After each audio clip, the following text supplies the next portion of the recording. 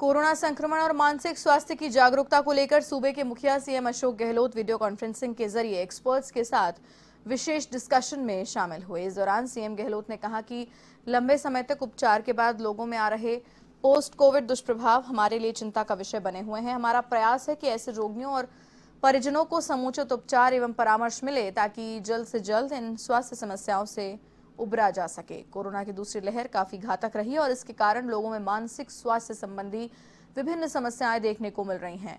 राज्य सरकार इसे लेकर सतर्क है। ऐसे में सीएम ने मरीजों और उनके परिजनों को उचित उपचार एवं मनोचिकित्सकीय परामर्श देने की समुचित व्यवस्था करने के निर्देश भी दिए हैं।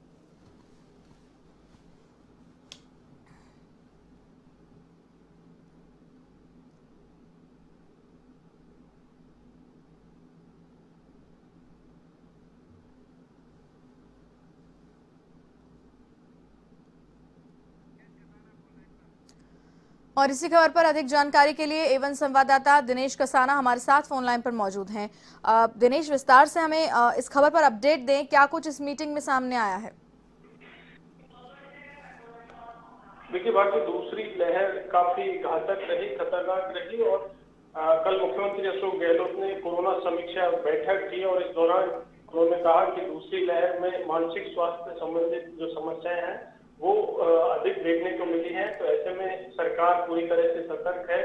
मुख्यमंत्री ने अधिकारियों को निर्देश दिए, स्वास्थ्य विभाग के अधिकारियों को निर्देश दिए हैं कि ऐसे मरीजों और उनके परिजनों को उचित उपचार और मनोचिकित्सकीय परामर्श की समुचित व्यवस्था की जाए और इसके साथ ही पोस्ट कोविड के जो दुष्प्रभाव सामने आ रहे हैं उनका पूरी तरह से उपचार हो सके, संतुलित आहार और मानसिक स्वास्थ्य की पूरी काउंसलिंग की जाए। उन्होंने स्वास्थ्य विभाग के अधिकारियों को इस बारे में विस्तृत निर्देश दिए हैं और इसके साथ ही जो टीकाकरण अभियान है 21 जून से शुरू हो रहा है। 18 से 44 आयु वर्ग के लोगों के लिए केंद्र सरकार ने वैक्सीन फ्री की घोषणा की है। तो 21 जून से एक बड़ा अभियान टीकाकरण का चलाया जाएगा। इसके लिए उन्होंने एक कमेटी का गठन कर एक विस्तृत कार्य योजना बनाने की, प्रभावी कार्य योजना बनाने के निर्देश दिए हैं ताकि अधिक से अधिक लोगों को वैक्सीनेट जल्दी किया जा सके। तो इस दिशा में चिकित्सा मंत्री चिकित्सा विभाग के अधिकारियों के साथ जिला प्रशासन के जो अधिकारी हैं वो बैठकर बातचीत करेंगे और एक विस्तृत एक प्रभावी कार्य योजना तैयार करने के निर्देश उन्होंने दिए हैं। इसके साथ ही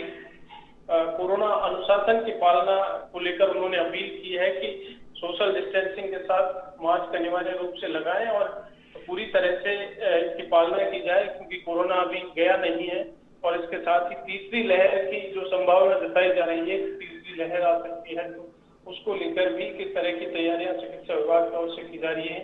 तमाम इन बातों को लेकर मुख्यमंत्री अशोक गहलोत ने विस्तार से चर्चा की और इसके साथ ही जो चिकित्सा विभाग के सचिव हैं सिद्धार्थ महाजन, उन्होंने संक्रमण की स्थिति, वैक्सीनेशन और संसाधनों की उपलब्धता को लेकर एक विस्तृत प्रेजेंटेशन विभाग की ओर से दिया गया है। और एक बड़ा मुद्दा जो बनाया जा रहा था विपक्ष की ओर से वैक्सीन वेस्टेज को लेकर, उसका भी आंकड़ा सामने रखा है कि वैक्सीन का वेस्टेज प्रदेश में केवल 1.3% रहा है। दिनेश, यहाँ पर एक बात हमें समझनी होगी कि 21 जून से जैसा कि आप बता रहे हैं कि वैक्सीनेशन अभियान पर जोर दिया जाएगा, लेकिन अभी भी कहीं ना कहीं देखा जाए तो दिनेश, जो छोटे छोटे गांव और ढाणियां हैं वहां पर जागरूक नहीं है लोग, वैक्सीनेशन के लिए उस कदर पहुंच नहीं रहे हैं वो।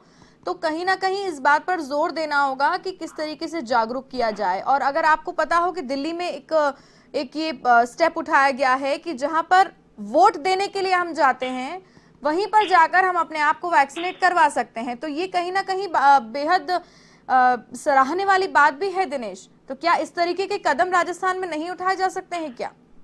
देखिए, भारतीय टीकाकरण को लेकर राज्य सरकार के प्रयास हैं कि जल्दी से जल्दी और अधिक से अधिक टीकाकरण हो, वैक्सीनेट सबको किया जाए। इसके लिए लगातार कदम उठाए गए हैं और उठाए भी जा रहे हैं। 44 वर्ष से 45 वर्ष से ऊपर के आयु वर्ग के जो लोग हैं उनके लिए लगातार टीकाकरण का कार्य जारी है। 18 से 44 आयु वर्ग के लोगों के लिए केंद्र सरकार ने, चूंकि पिछले दिनों ही प्रधानमंत्री ने फ्री वैक्सीन की घोषणा की थी, क्योंकि पहले भी लगातार सरकार की ओर से वैक्सीनेट लोगों को किया जा रहा था, लेकिन वैक्सीन की पर्याप्त उपलब्धता नहीं हो पा रही थी। तो इसलिए वैक्सीनेशन का कार्य है वो थोड़ा धीमी गति से चल रहा था 18 से 44 आयु वर्ग का। लेकिन अब प्रधानमंत्री ने फ्री वैक्सीन की घोषणा की और जैसे ही वैक्सीन उपलब्ध होंगी 21 जून का ये अभियान चलाया जाएगा। 21 जून से यहाँ भी राज्य सरकार ने जो बीएलओज होते हैं संबंधित ग्रामीण क्षेत्र में या अर्बन में हो, बीएलओज को जिम्मेदारी दी गई है। वो लगातार क्षेत्र के लोगों को जागरूक भी कर रहे हैं वैक्सीन के प्रति और लगातार वैक्सीनेशन का कार्य राजस्थान में भी चल रहा है। और प्रयास यही है कि 18 से 44 आयु वर्ग के जो धीमी गति से वैक्सीनेशन हुआ पिछले दिनों, तो उसको तेज गति से अब उसकी प्रभावी कार्य योजना तैयार करने के मुख्यमंत्री ने अधिकारियों को निर्देश दिए हैं। लगातार जिस तरह से आपने कहा कि जागरूक दिल्ली में जिस तरह से हुआ है, तो यहाँ पर भी लगातार बीएलओज के जरिए लोगों को जागरूक किया जा रहा है और वैक्सीनेशन के कार्य को गति देने के लिए प्रभावी कार्य योजना बनाने के निर्देश दिए हैं। जी दिनेश, तमाम जानकारी के लिए आपका बहुत बहुत धन्यवाद। तो ये थे एवन संवाददाता दिनेश कसाना हमारे साथ फोन लाइन पर थे इस खबर पर अपडेट के लिए।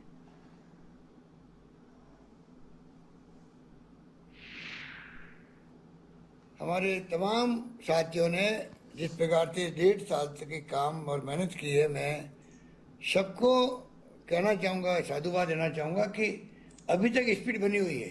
लोग थक जाते हैं, बार बार रोज मीटिंग करेंगे, 250-300 वीसी कर ली मैंने। तो आप सोच सकते हो कि जैसे मेडिकल फैटर्निटी काम कर रही है, वो भी थक जाती है। जिस प्रकार आप ऑपरेशन करते हैं, कितने घंटे काम करते हैं, उसी प्रकार रोज आपको कोरोना के मरीज आ रहे हैं, बेड नहीं मिल रहा है, ऑक्सीजन की जरूरत है, ऑक्सीजन पता नहीं 2 घंटे की बची हुई है, 4 घंटे की बची हुई है। इस माहौल में हम लोग चलते रहे तो आप सोच सकते हो कि क्या स्थिति बनी होगी। आज मुझे सुबह बहुत खुशी हुई जब बच्चों का प्रोग्राम था, इंटरनेशनल दिवस था आश्रम बालकों का, तो कैलाश सत्यार्थी जो नोबेल पुरस्कार विजेता है, उन्होंने कहा मैंने पूरे कोरोना काल में मैं राजस्थान में रहा हूँ, दिल्ली छोड़ करके यहाँ आ गया था।